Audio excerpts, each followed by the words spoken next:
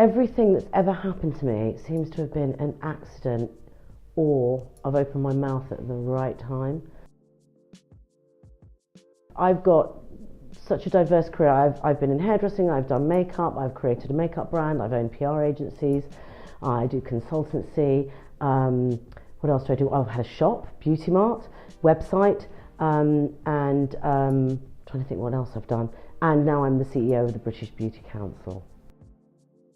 The British Beauty Council was sort of a series of accidents. So it started with a dinner I had with a group of industry friends. One was a buyer at Harrods, one was PR for Aramis, a makeup artist, a journalist, and we sort of, recognised the fact that there needed to be an overriding industry body to kind of sort of pull all the different careers together. Again, it sort of stems from my sort of diverse career in the beauty industry. I realised there was no governing body in the industry that sort of looked out for the girl sweeping the hair on the floor at the local Tony and Guy, or the counter in Debenhams, the girl working behind the man working behind the counter in Debenhams, or the nail techs, or the cosmetic executives. So there's nobody that's really pulled all that together, and I like a challenge.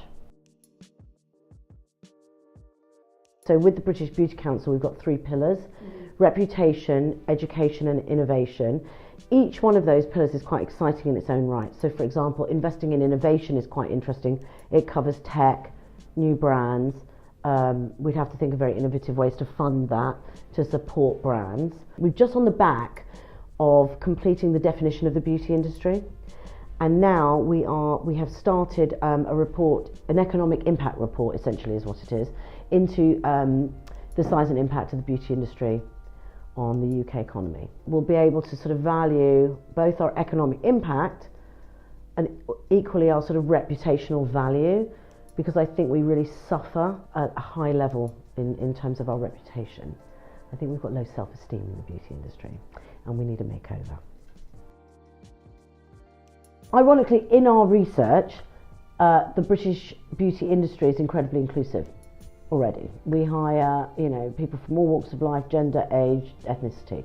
And so I think as an industry in general, I think we've nailed it. What I don't think we do is I don't think we let people know that. And I think a lot of that is about careers and educating people on how to get into the industry. I think we don't have a clear career path really into beauty. So it can seem to be very narrow, but actually it's quite wide. The thing is, we're very inclusive. However, the beauty industry, our marketing terminology is incredibly negative.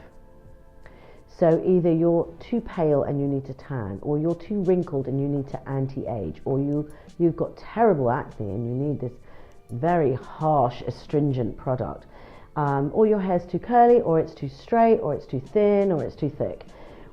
Our entire industry is built on negativity to some degree, and so therefore the consumer slightly mistrusts us, and so therefore we're not able to really express who we are and how inclusive we are and what we do that's very positive for the industry. So when you do put a bit of makeup on and your hair looks nice, you feel much better than when you don't have a little bit of makeup on and your hair doesn't look as nice. But we can't get that message across because we're shrouded with so much other stuff that's just been decades and decades and decades of building it. It's like a build-up of marketing that needs to be sort of stripped back to show who we really are.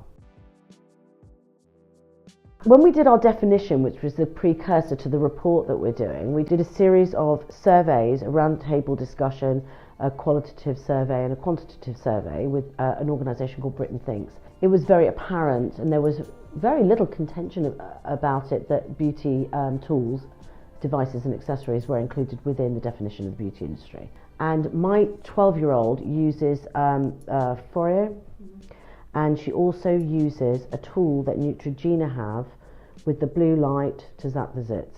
It's a 12-year-old. Okay, she's my 12-year-old, so she gets a lot of stuff available to her. But I think it's definitely the younger generation. For the younger generation, it's the way forward. That's what they've grown up with.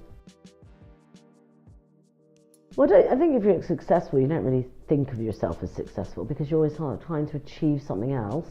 So I think there's a certain sort of tenacity, but equally you have to have quite broad shoulders because you get a lot of knocks you know, you find yourself responsible for so much. It's like being a parent and the whole world is watching every move you make.